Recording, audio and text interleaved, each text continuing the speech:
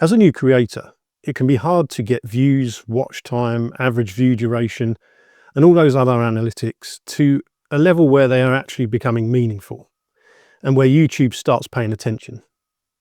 So the big question is there anything we can do ourselves to help YouTube understand who our content is for and show the algorithm that it's valuable?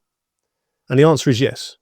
In this video, I'm going to show you a simple, honest way to encourage viewers to binge watch your content, meaning they watch multiple videos one after another. And that matters because YouTube wants people to stay on the platform as long as possible. The longer people stay, the more money YouTube makes. So when your content keeps people watching, YouTube is far more likely to push it to a wider audience. But before we go any further, I want to be clear. This is not a secret algorithm hack. It's not using clickbait, and it's not some deceptive trick to force people to watch more of your videos. Instead, this is an organic, common sense way of providing more value to your viewers so that they choose to keep watching. It's something I've been using a lot myself recently. And honestly, some of you watching might realize, wait, he did this to me. And if that's the case, then I guess that proves it works. This is something that you can start doing immediately, and you can clearly measure the results because the engagement shows up right there in your comments. So let me explain. So I think of this strategy like a spider's web. The idea is simple. You intentionally connect your videos together in ways that help your audience, creating natural paths between your content, like strands in a web. Over time, viewers move from one video to another and then to another without friction. YouTube highly values session time on its platform and on your channel. So if people are spending time with you, this is a strong sign that your channel is worth promoting more. But like everything else, it won't work every time or always immediately. But if you do it with intention and consistency and respect for your viewer, it will make a difference over time. I've been doing this recently and seeing great results from it. So if it works for me, it should work for you too. So I'll walk you through several scenarios because this works in any niche, not just educational channels. And if you come up with your own version for your niche, let us know in the comments below how you're going to use it. So method one, we're going to use comments to create a content loop. So step number one is wait for the right type of comment. The starting point is simple.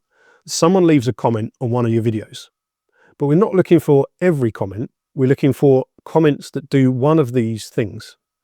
Ask a specific question, describe a problem or struggle, or express strong appreciation for something in our video. These are what I call high intent comments, and that's where this works best.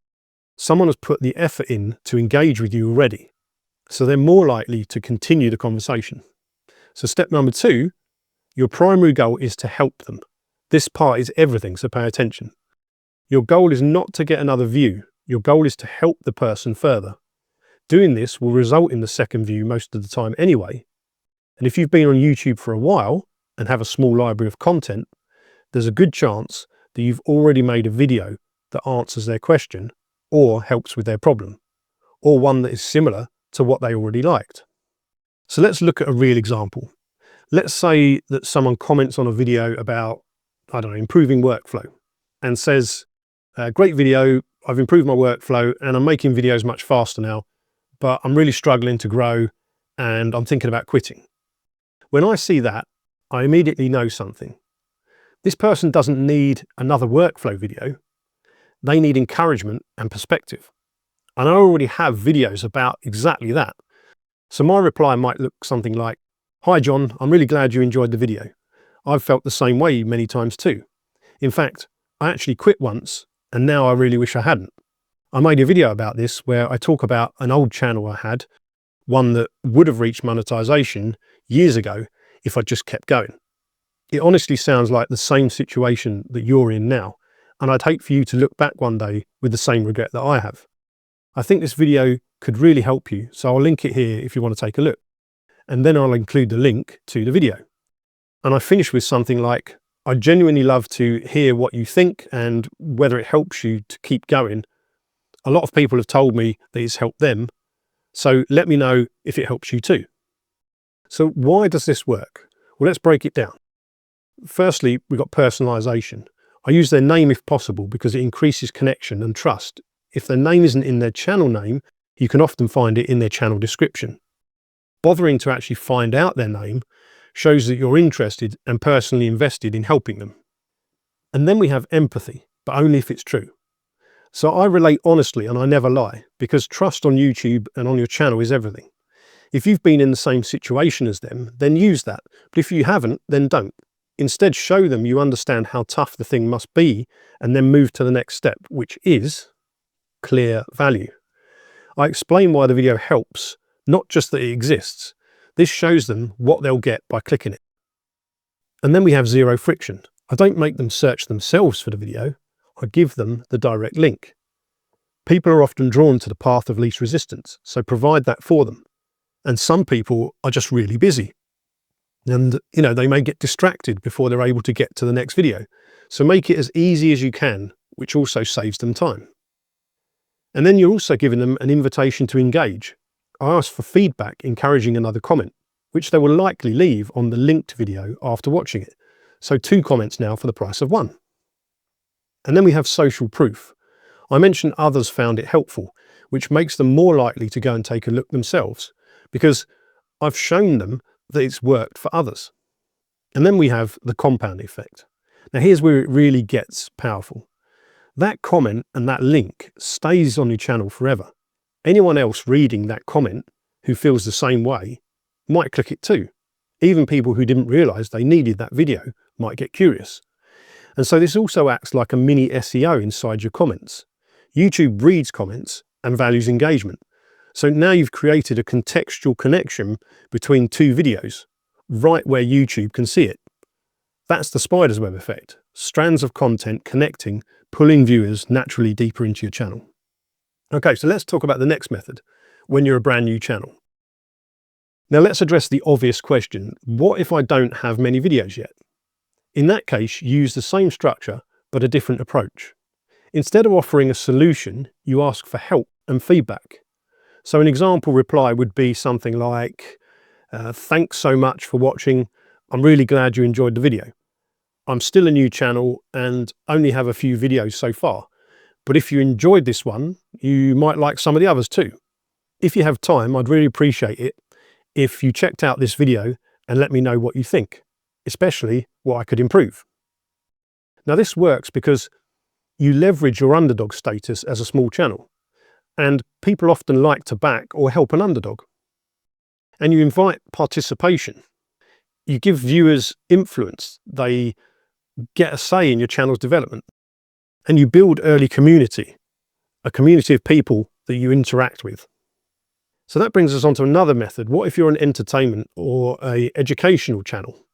Well, this works even if your content doesn't solve problems. For example, let's say you've got a music channel. If someone comments saying they liked a particular song, you can link to another song on your channel that you know is similar. Or you have a cooking channel. You get a comment about a cake recipe that you post. We'll link that person to another cake recipe on your channel. And if you're an entertainment channel, you cover a certain game or a subject or a current event, you link to other related content you already have on that thing. If someone loved one thing, you're the best person to guide them to the next thing they'll love, because you spent time planning and creating your content. The viewer hasn't. All they have to go by is a title and thumbnail, and that isn't enough to give someone a full idea of what's in your video. The person who knows that best is you. So you're reducing friction and acting as a curator or librarian, directing them to the material that solves their unique problem. And people are busy. They may have a big watch later list of videos that they're struggling to get through. I know I do. So they might not be browsing every video on your channel, as they were planning to watch the next one in their queue. But by using the things we've discussed here, your video might become that next one in their queue. Now this is important, so don't skip this. This only works if you don't spam, you don't overuse it, and you stay focused on value. So use it selectively, ideally on high intent or high quality comments, where the person clearly put thought and effort into what they wrote. If you abuse it, it loses trust instantly. So while you can use it fairly often and even multiple times on the same person potentially, it's best to do it with restraint and consideration so that it doesn't become overbearing or spammy. If you provide value to someone using this method, they will often end up finding their own way to your other content themselves in the end. So why is this so powerful? Well, here's my favourite part. You can actually see this working because people watch the other video and comment on it. They thank you. They continue the conversation. They hit like on multiple videos. So unlike vague growth hacks, this gives visible feedback. Your comment section becomes a growth engine as well as a discussion board. And don't forget, you can also create playlists for related content and link those too. So let's go back to our cake example. We could create a playlist just for cake recipes, and then we could direct someone to that so that they get exposed to your entire library of videos on that subject rather than just a single video. You can also link videos or playlists in a pinned comment. For example, if they're watching part 2 of a video series, you can provide a link to part 1 in a pinned comment, which again makes it easier for them to get to the next video or the previous part.